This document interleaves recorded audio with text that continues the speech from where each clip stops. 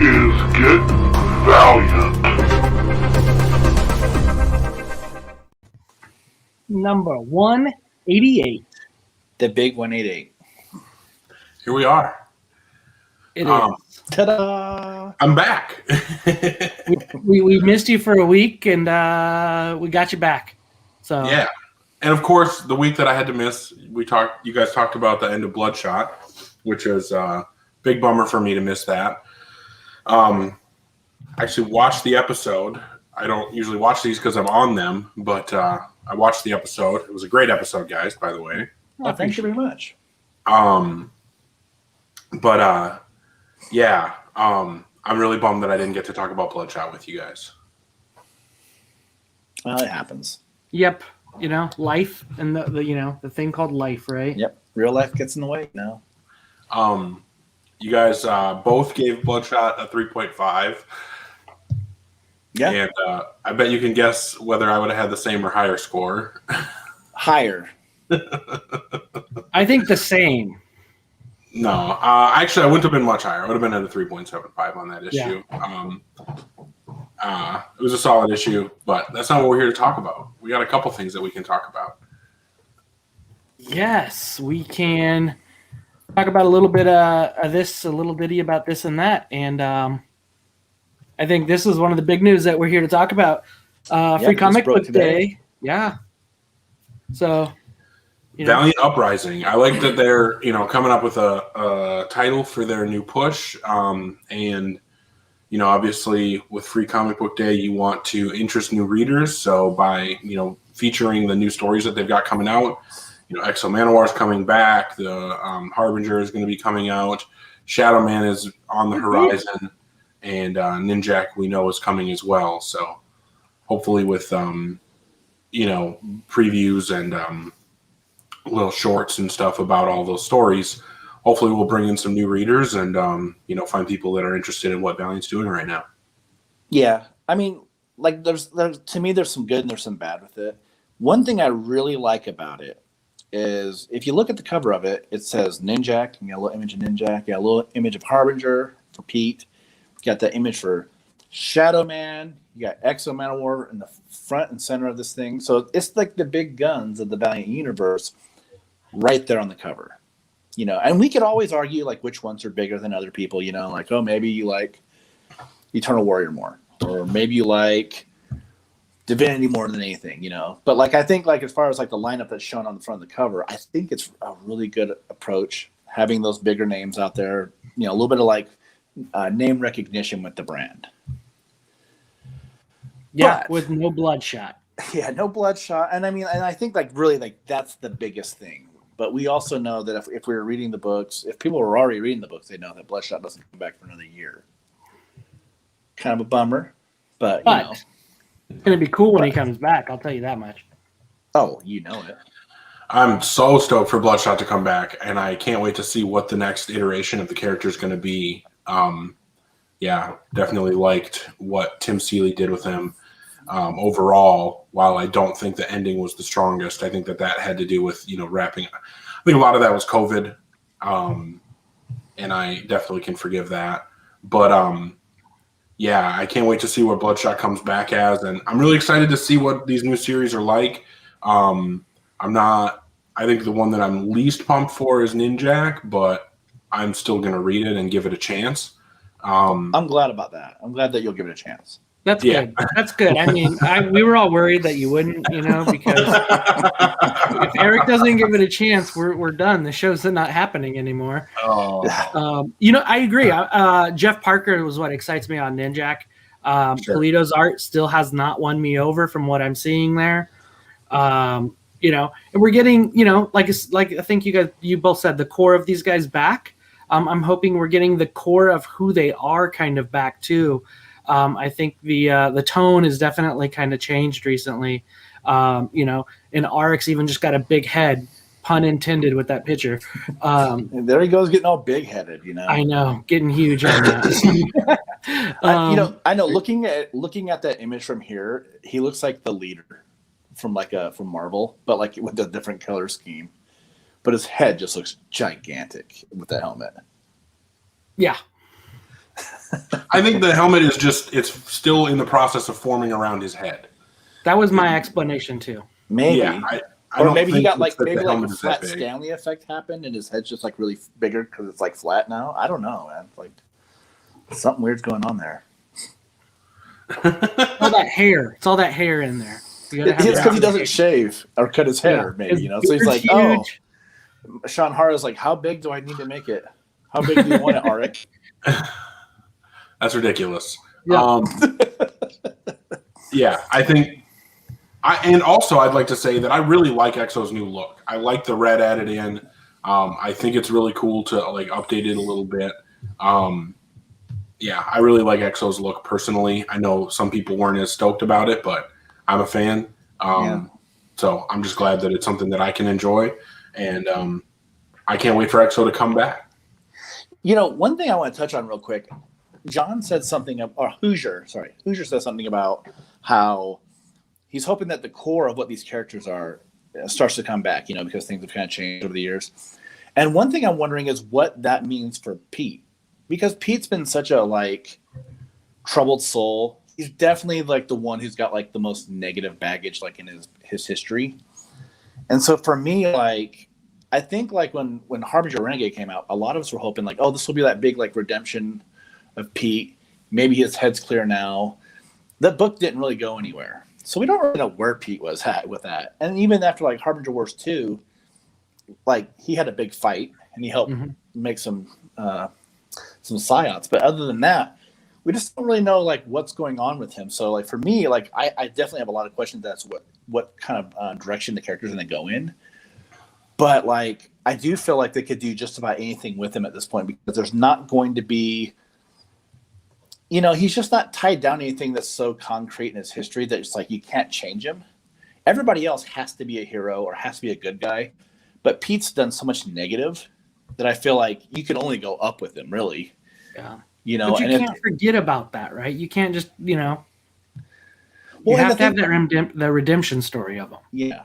But I also think at the same time, like you can't go back to what he was. You kind of have to go away from Dice Hearts. Because if we just go back to him being like a troubled drug addict, we've read that. We've read that the whole time. That's what he's been. Like you can't give us the same story. Because if you do that, then you run the risk of having a lot of people be like, oh, you can't do what Dice Heart did. You're just trying to recycle that. You're just trying to give us that same thing we had before. I just really hope that like if they're going to do this approach with the character, do something that's far away from him, from what we've had, just so that it does feel a little fresh. But also, he's the kind of character that needs that kind of approach right now. But AA and NA would disagree with you. Once an addict, always an addict. And so that's the hard part. But hopefully he can be in recovery and do some awesome shit. Yeah, I agree. It will be good. And you got to think that Dysart's not the last one to write Pete, though, now. We did have Renegade, and we did have Matt Kent with the Harbinger Wars. So there is a little bit of, departure from Dysart to a degree. But it is just him, right? The Harbinger, Pete in the middle. It's not Harbingers. It's not the Renegades. So hopefully we get more from that. So, yeah. Yeah, I'm definitely excited to see what direction they go with him. I think that there are a lot of options available. I do hope, like Scott was saying in the comments or in the live chat, I do hope that we see Pete battling his demons. I mean, that's kind of, to me, that is, like Bloodshot is a nano-infested killing machine. Pete is a troubled guy, and it takes a really, really long time for him to become the guy that we see in the Book of Death one-shot, which obviously isn't necessarily canon, isn't necessarily a roadmap for exactly what's going to happen. But, for him to become that kind of character, I just don't want to see it jump to, where now he's the wizened leader who's gonna, put everybody in there.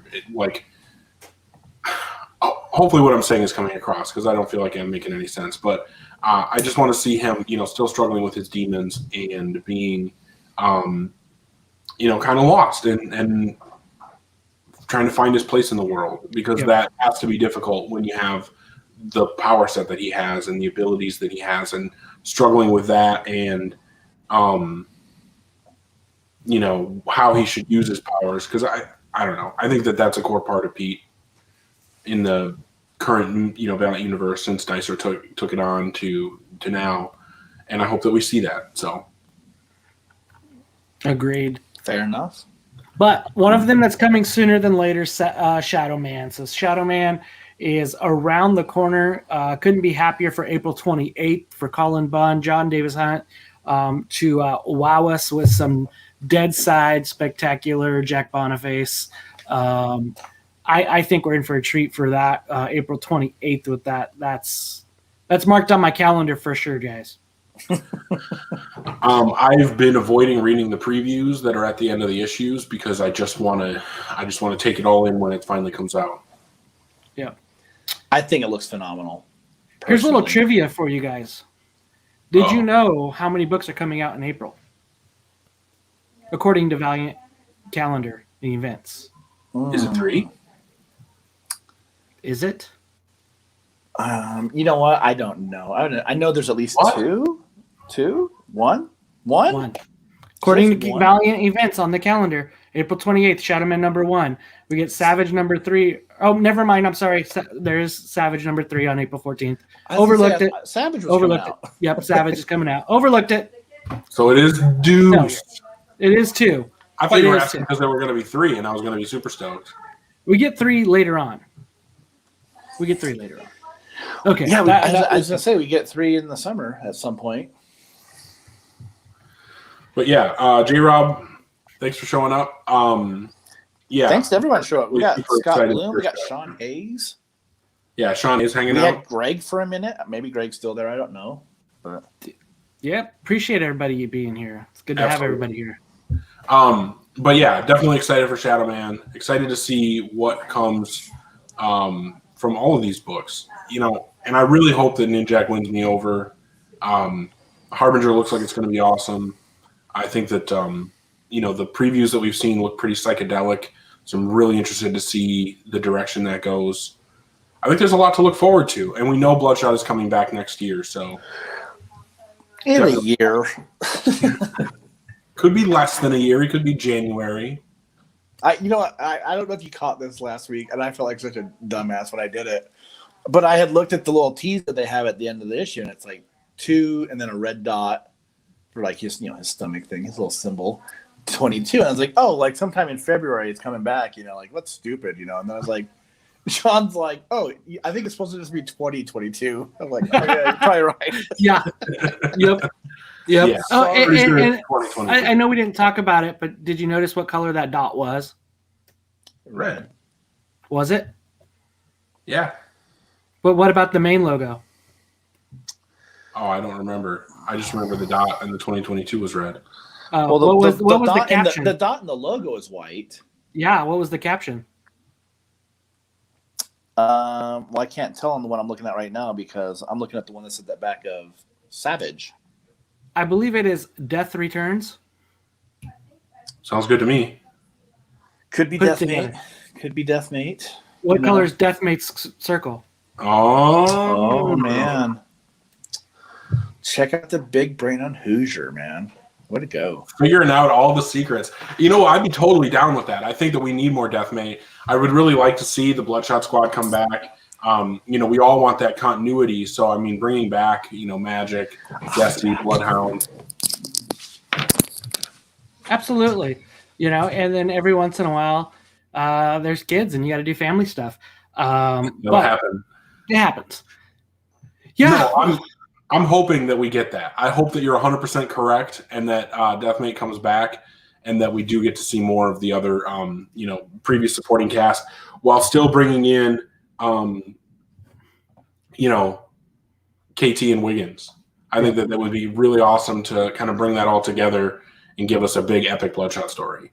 Yep. Written preferably by Kevin Van Hook. That wouldn't be a bad thing. And then J-Rob does, Colin Bunn did amazing with Punk Mambo. I totally agree. And then, Gorham has kept writing a little bit of, or doing art, showing art of Punk Mambo. So it is always interesting if there's going to be something more with Adam Gorham on Punk Mambo. So Sorry about that. The old co-host was crying in his room. I had to go take some. oh man, You're good. You're good. he wants to be in the comics. You heard that? Archer's like, let me be in Valiant. I want to come out. He's and like, play. what? Get Valiant going on? What am I doing? He's on the shelf with Armstrong. That's it. So it happens. Yeah, I'm really looking forward to whatever's coming next. All the books coming up seem like they're, like I said, the only one I'm like not quite as stoked for is Ninjak because the art hasn't won me over. But I mean, it seems like there's a good creative team on it, and I definitely want to see where it goes. But other than that, I mean, you know, one thing I would say about Ninjak is Jeff Parker has written a bunch of James Bond books for Dynamite. I think it is. Sure, they're excellent. The writing is excellent.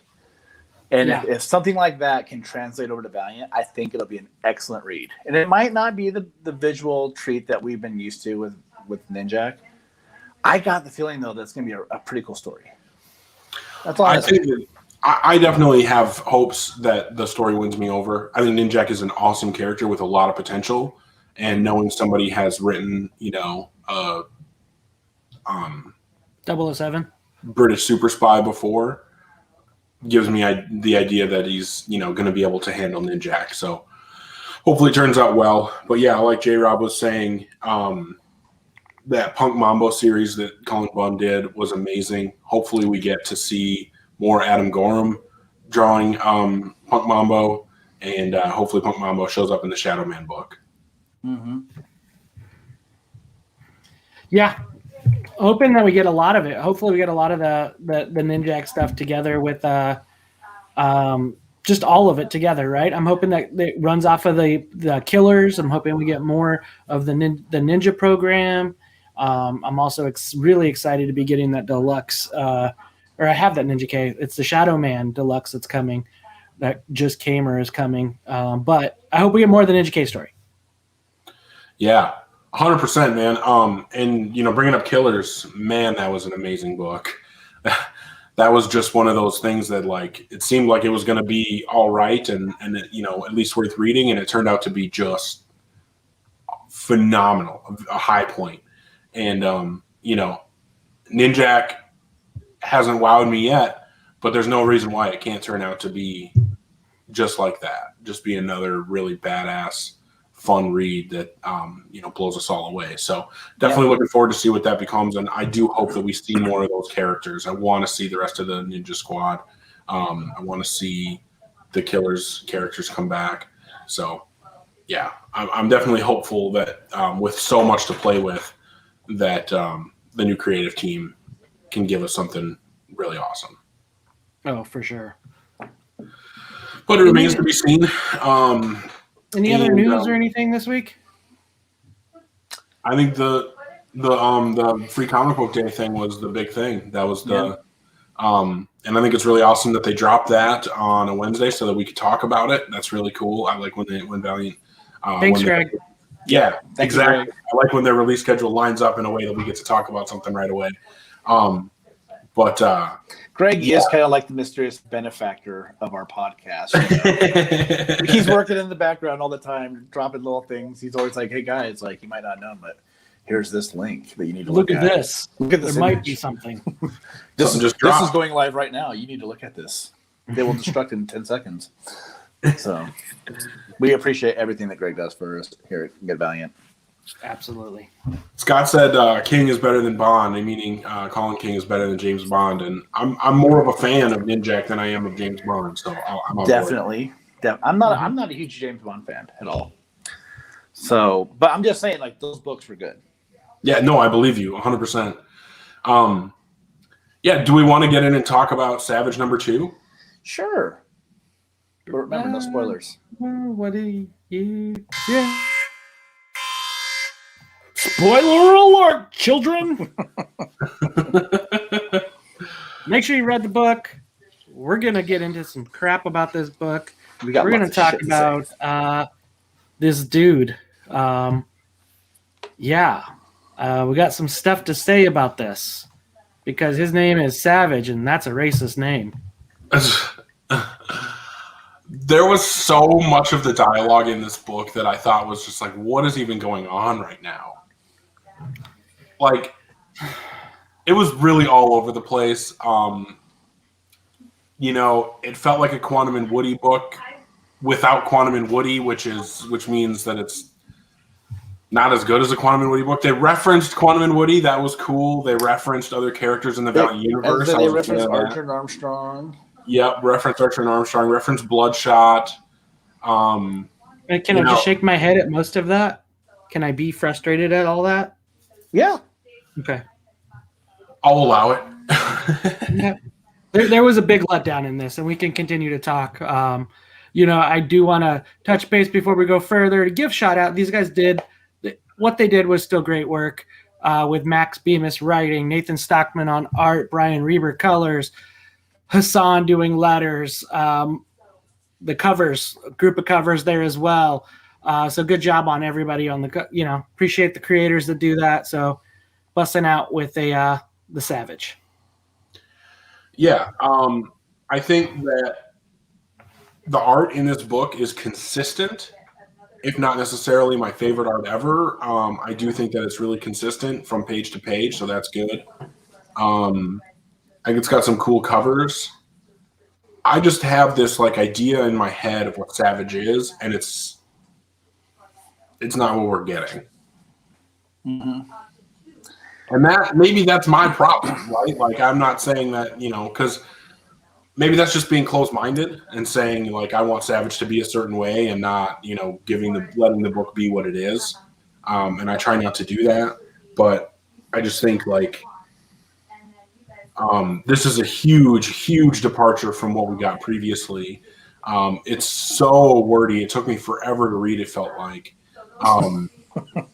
And that's never a good feeling, right? You don't want to feel like you're dragged down in a book. A little behind the scenes. That's why we were late today, because Eric was still reading. Because it took me forever to read this book. I don't know. It's really wordy, and that's not necessarily a bad thing. It just felt like it there were parts that felt slow. And when I want a Savage book, I want this bombastic action. I want fights and dinosaurs, and this seems like we're getting weird monsters, not quite dinosaurs, and we're getting a lot of exposition and villainy speak, and we're getting these weird interactions between Savage and that girl. May? Was her name May? Yeah, May. There's so much some of those interactions were really weird, and I did not know what to make of them. But there were some cool moments. There were some really cool moments, like Savage using a bone to bust his way out of the deep well thing that he was in. There were some cool moments in this book.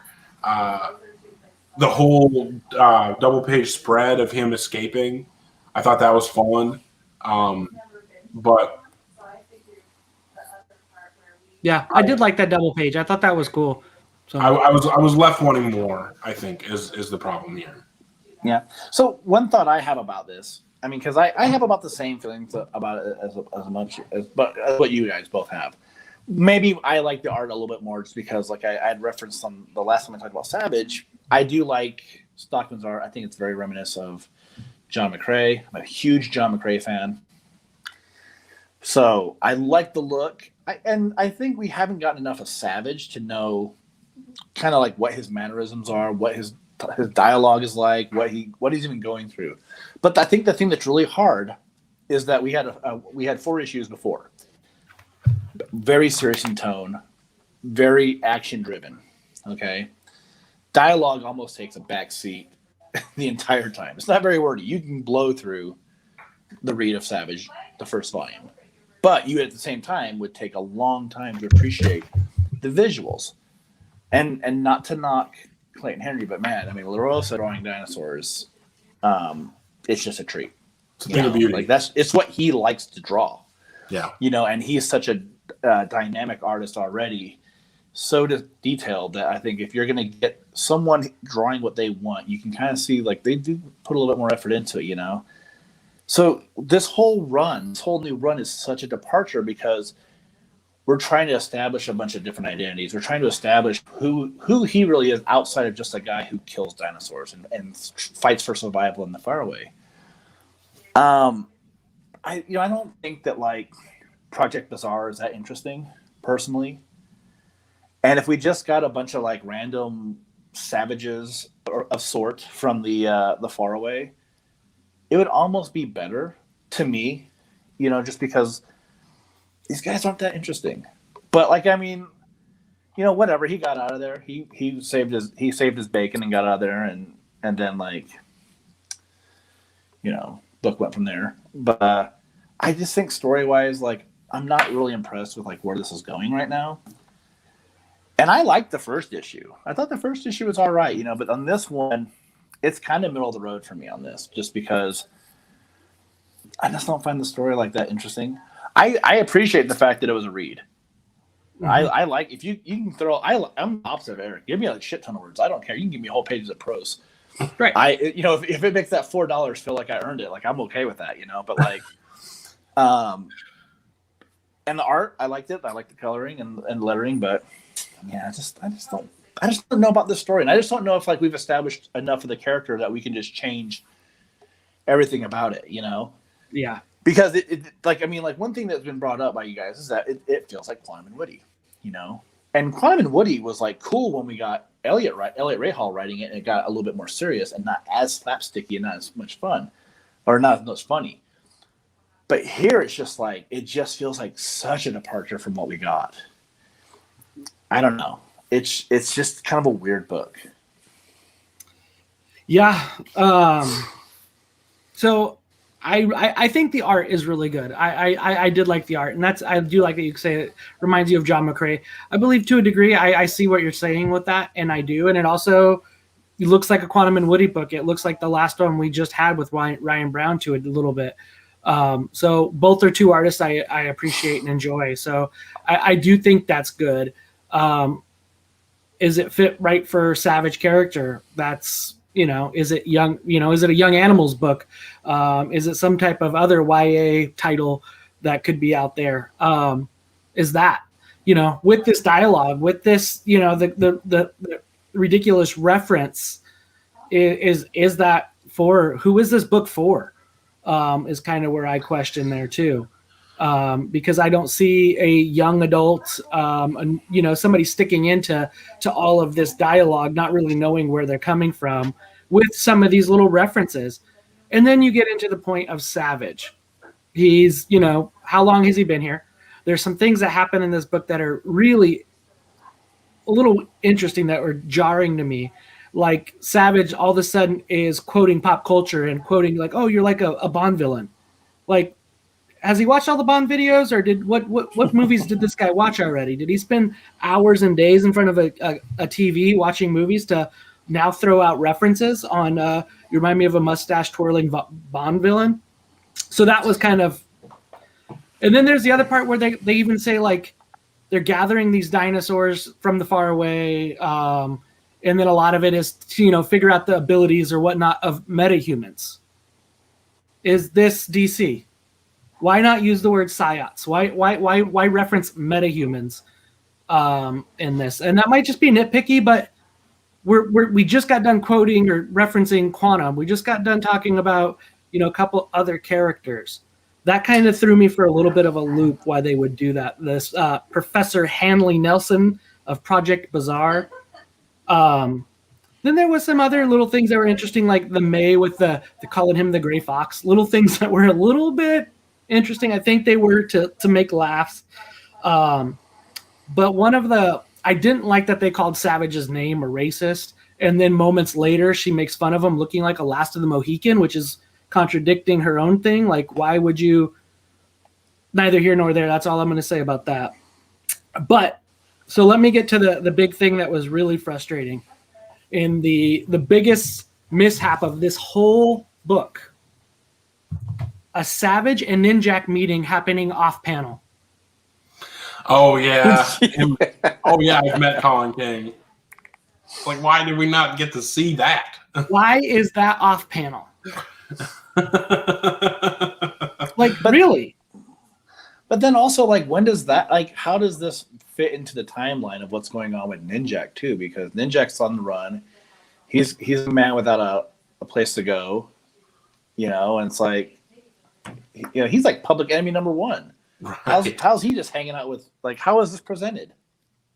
Mm-hmm. Is Savage hanging out with criminals? Is that what's going on here? Maybe.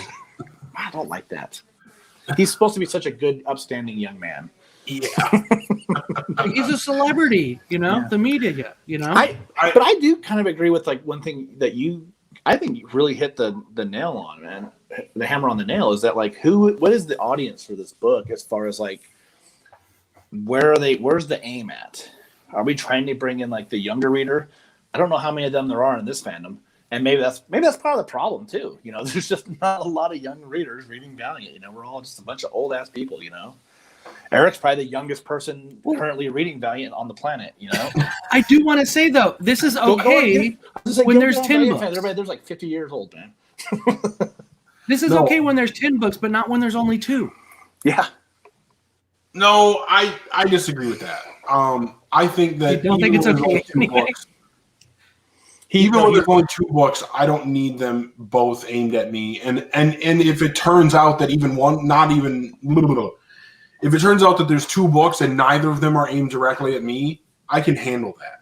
You know, I don't think that Valiant needs to aim all their books at me. I don't think I need to always be their target market, because I know that we have things coming that I am going to be the target market for. Exo's not on the shelf right now, but I know that I'm within that demographic that they're looking to target, you know, and that Exo is going to make sense for.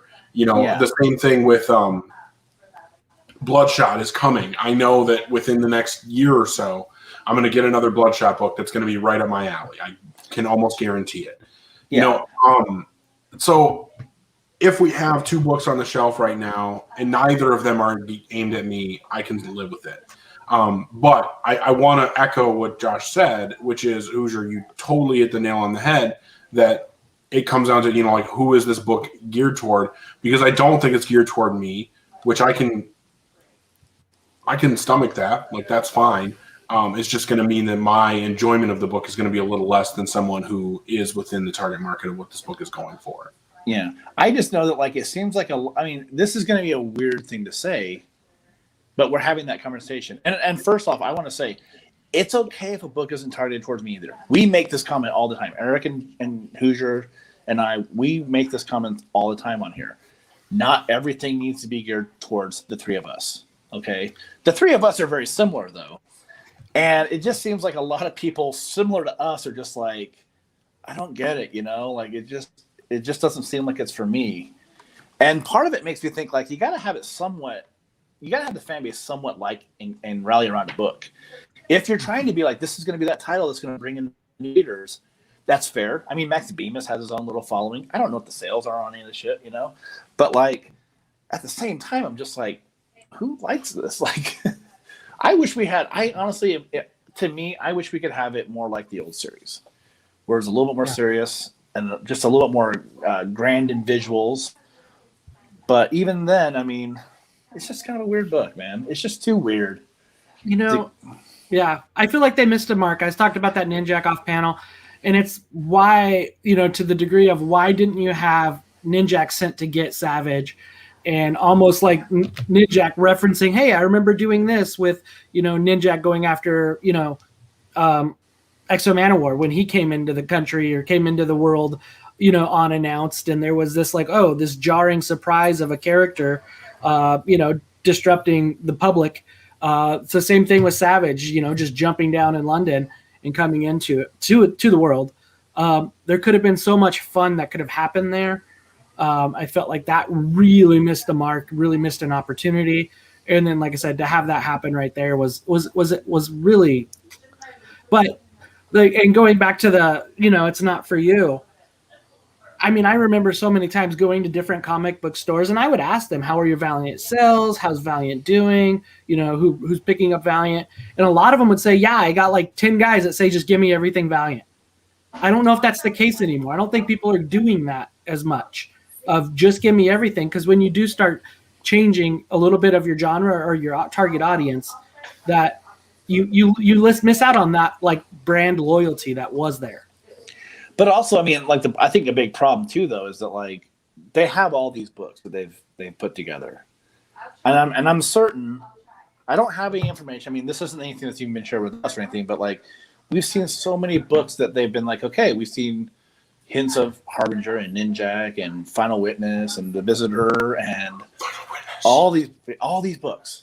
So I mean, they have to get everything out. I'm sure, like if in a perfect world, we'd still have 6 books, and this would just be the book that we'd be like, well, okay, it doesn't work, but like we've got 5 other books. The problem is that when everything is not there. And you've only got such a little amount to pick from, then yeah, like your core audience is going to be like, you know what, I'll take more DC and I'll take more Marvel because I can't just go to this comic shop and buy 2 books. I have to have 5 books on my pull list just to have it. Yeah. You know? Well, and there's some really cool superhero books on Image right now with Radiant Black and Noctera. Yeah. But it's just, I mean, like I just think like you couldn't be like a fan of like 3 years ago right now. And just be like, just give me everything Valiant, because if you did, you wouldn't have anything. Mm-hmm. You know, and it's like the spotlight's right here, and we're all like, okay, we only get 2 books, and we all don't really like this. But yeah, I mean, I think that there's a lot of truth in that. That if there were 6 books coming out this month, 2-3 books coming out this week, we could have a relatively quick conversation about, you know, like here was Savage and. You know, here's what we liked and didn't like, and then move on to the other book that is geared more toward us that we can have a little bit more of an exciting conversation about. You know what it would be? It would be just like the conversations that you and I used to have about Valiant High. This would be Valiant High, where we'd be like, you know what? It's not really for us. Hey guys, what's the next book we're covering today?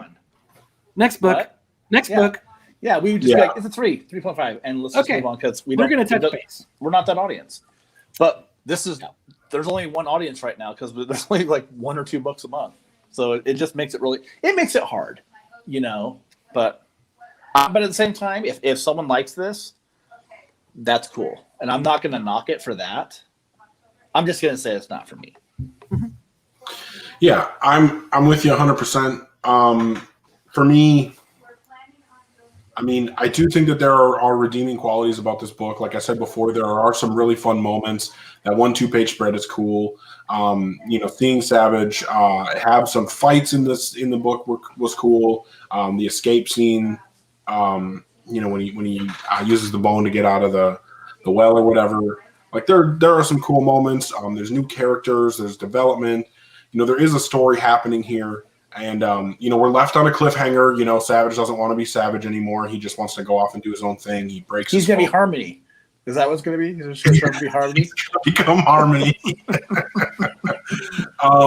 He finds that tech just lying around. That's what I'm hoping for. I just, you know, there is a lot going on here, you know, and I think that there is an interesting story here. And for the right person reading this, I think that this is a really fun, interesting book. I just don't think that I'm that person. For me, while I don't think that this is the best book ever, I also don't think it's like terrible. So I would give it a 3 out of 5. Yeah, that's exactly where I'm at. Like, I mean, I really like the art, so that's what keeps me a little bit higher, like from going just like a 2.5. And to me, 2.5 is just like middle of the road. But I do like the visuals. I do think there is probably, if I was to see the scripts, I would probably think that there's some like creative stuff that Max Bemis is putting in there for Nathan Stockman. Like that 2-page spread of him escaping, which it's a really entertaining visual. Right. You know? It almost makes me wish that they would just make a print of that. You know, like how we got that print that they were giving out when they did the Quam and Woody #1. Like give me the delinquent snap. Yeah, but I mean, yeah, it's just not like my thing. But I don't think it's not like a terrible book. But at the same time, I'm like, man, like, what if they went with the same tone of that previous series? Like, how would I feel? You know, like if you gave me a guy who is just getting exploited by his brother, and then he gets captured by a bunch of mad scientists and forced to like fight to the death against a bunch of beasts, but the tone was a little bit more visceral, and it wasn't just like a pink blob monster in a cage.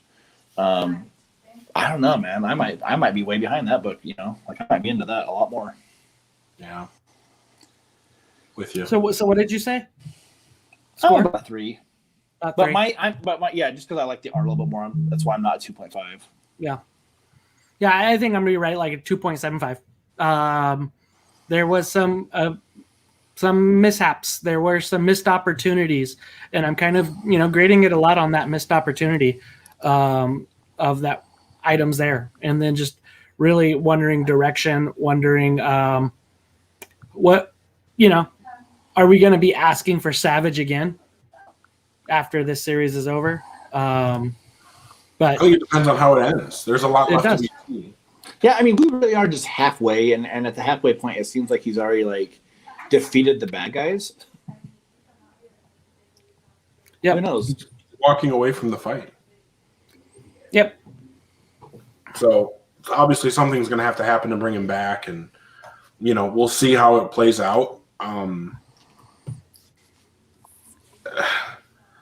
It's hard to say, man. It's really hard to say. This obviously is a different direction for the character, like Josh was saying, than what we saw previously. And as much as, we would love to see something similar to the original series, it is what it is.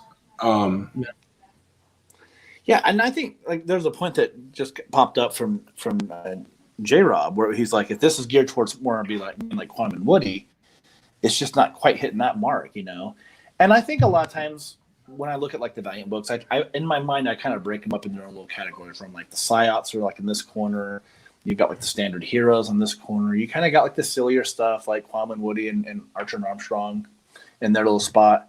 And I don't know if this is really trying to be in that little category. I don't know where you would put this. It's almost like its own little like anomaly. Yeah. Yeah. And that's what I say. I don't think it's really sure what it is. I just think that we feel that way because it's not geared toward us, so we're just scratching our heads, right? Like this is not.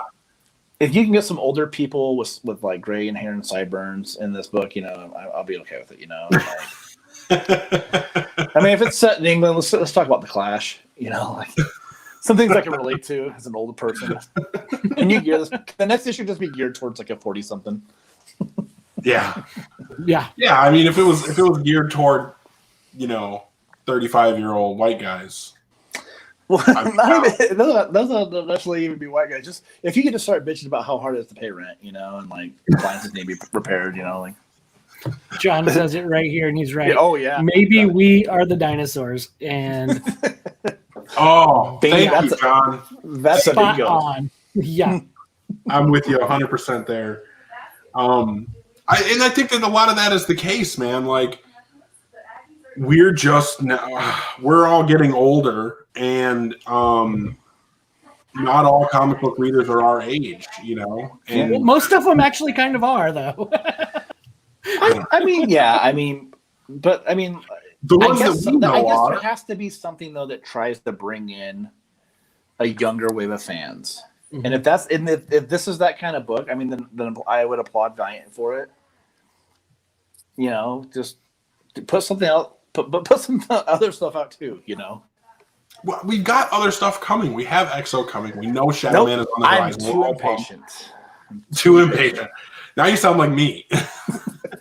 No, I mean I'll be okay. Like I mean, I think I have like the insight to look at it and be like, okay, I know there's more stuff coming out. I hope there's other fans like that too, though. But I feel like we also still have fans that are like who have just been crying doom since like the day that Dinesh left, And it's just one more. This is just one more bullet in their clip. Yeah.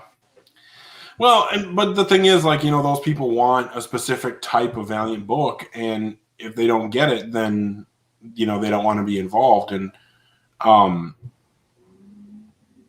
just think that there's nothing wrong with having a good idea of what it is that you enjoy and what you don't enjoy, and there's nothing wrong with being honest about what you enjoy and what you don't enjoy. I just don't agree with saying that. Because the company isn't putting all their books out geared directly toward me, that it's terrible now. I just think that there's still good stuff happening, and there's even in the books that aren't necessarily exactly geared toward me, there are still reasons to read those books. I still got enjoyment out of reading Savage. Yeah. If I hated it, I would have given it a 2, a 1. Yeah, if I hated it, I would have given it I would have gone like a 1. If it just had black pages, except for like the last page. I mean, then we're talking about a really shitty book. So here's my hate. Here's what I'm going to do when that's what I'm going to do. You know, like it wasn't for me. I didn't like it, but didn't, hate it. Yeah. But, I will say we're in March, next week's April. So like I'm saying, there's 4 letters and the bun is in the oven. The bun is in the oven. We're ready for it. I'm crossing my fingers because I want this to be as good as we think it's going to be. So yeah. I think it's just hard to be such a dedicated fan sometimes. That's really what it comes down to. And maybe what the truth is, you should always expand your horizons a little bit because there's more to the world than just Valiant. What? That's a weird thing to say. It's true. I know. Until they put out more books a month, that is. That feels wrong. It does, but yeah. You know what? It's a fun one that I read the other. Erratic. Have you read that? AWA Upshot. No, Brian Reaver's doing the colors on it. Pretty good. So, yeah. Trying to think. I feel like We Live. I really like it from Aftershock. But then I missed the last issue, so I don't know if I'm going to keep buying it. Because it's a pricey book now. All that shit just... If you miss anything, it goes up in value too much. Yeah, don't miss it sometimes, right? And there's been some good books out lately. So I think a lot of the other publishers are really putting up some stuff. And then Ronnie Barron on Facebook, he actually threw up Magnetic Press, and he's introduced me to that. And there's some good things like Orphans. You got to read Orphans. That is an amazing freaking book. It's already got 4 volumes out. It's a translated book, beautiful. But I was going to say, I think last year you sent me a link to their web store. Yeah, they had a huge discount. I think it was like right when COVID started. Again, thanks to Ronnie for sending me that too, man. And yeah, that's what he said. He'd get it, and I was not let down at all by that. So, yeah. Yeah, I mean, there's always great comics to read, and I do think that there's still a lot of reasons to be reading Valiant Comics, not only right now, but coming down the road. And I cannot wait. What is the next book that we're getting? Savage number 3. Really, Savage is our next book. Yep. Mm-hmm. Crazy. They Savage. did that with Bloodshot too. We'll see you in a month. We'll see you next month. Savage 3, April 14th. And Hoosier and I last week, we were talking and saying that we'll probably have to come up with some ideas for some episodes just because, that is kind of the thing. If we want to keep going, we might have to not just do episodes when there's a book. Just because another month until we would do another episode. Yeah. Yeah. Well, that's what I like so much about when COVID hit and they were doing the Hero of the Week. That whole initiative was so amazing. And it gave us I went back and reread so much of the early VEI stuff. I got so excited about all that stuff again. That was amazing. We need another marketing push like that, Greg. Which is a great marketing book, but I would like to have books that stand up next to that on the shelf. Yeah. I was saying that what might be kind of fun, it would take a little bit of work, but having an episode talking about the forgotten threads, the things that are just out there that no one's ever touched back on. Yeah, the loose ends. Yeah. We would have to have a lot of episodes though for that. Yeah. There's so many because comics is a really good medium for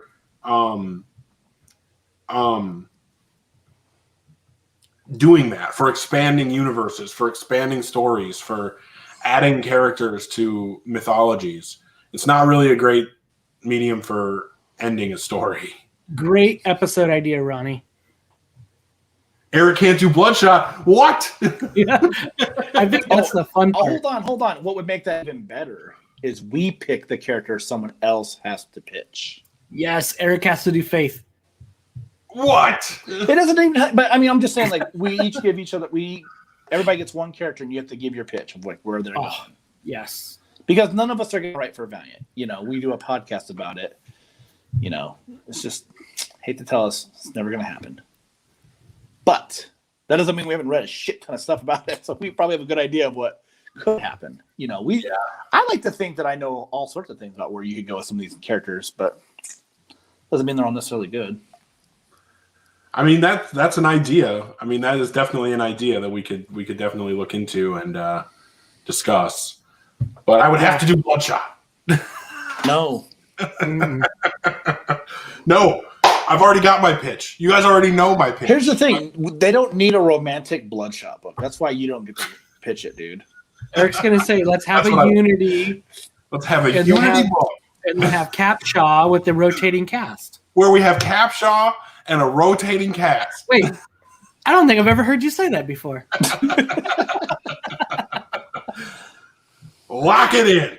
Wait, I have to do this.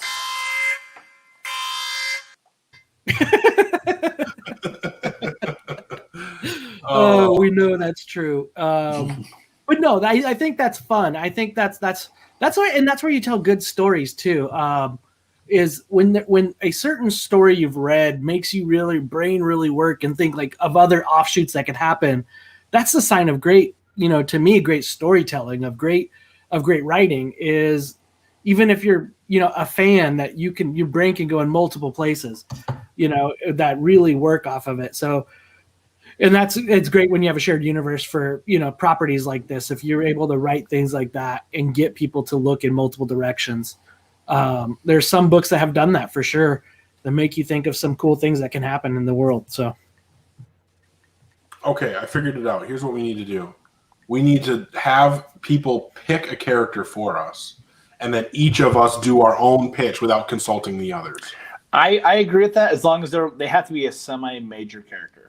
Like, they have to be a character that could already have their own book. It can't just be the cat from Faith. You can't be the cat villain from Faith. You couldn't write something about Gub Gub?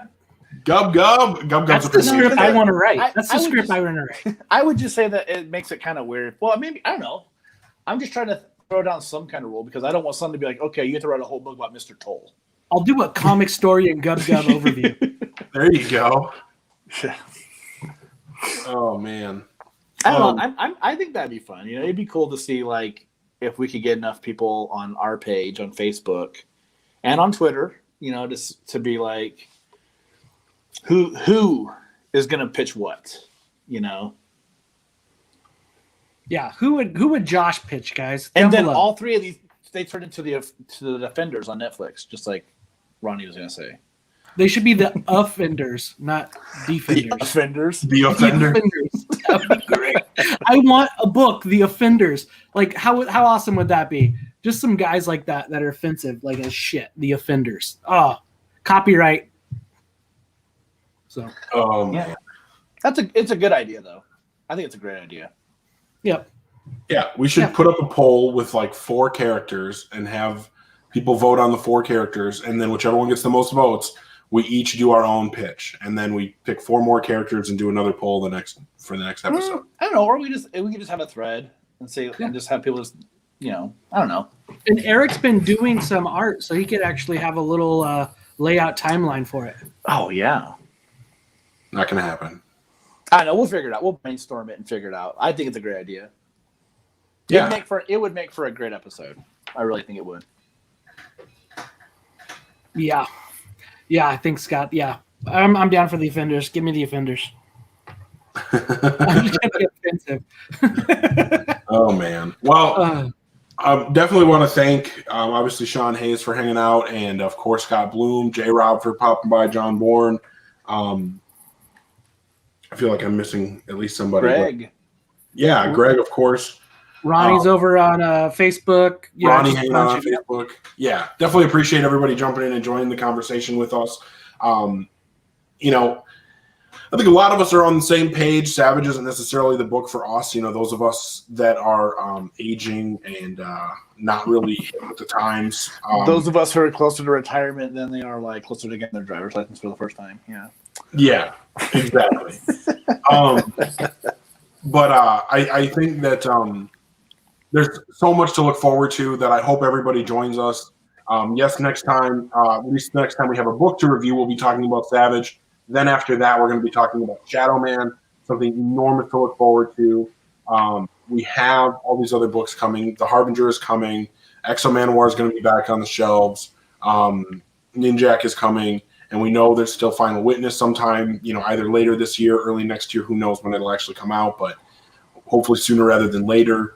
But yeah, we really want to see everybody back here to discuss these books as we get them, and we'll try to come up with fun stuff. If we do pitches on characters, awesome. But either way, thanks everybody for joining us, and thank you to Hoosier and Josh for making this episode happen, and being cool guys to hang out with and talk about Valiant with. And this has been Valiant, so we're going to see all you guys next time. Make sure you sub. Do those thingies, those YouTube. Oh yeah, thingies. yeah. Sub.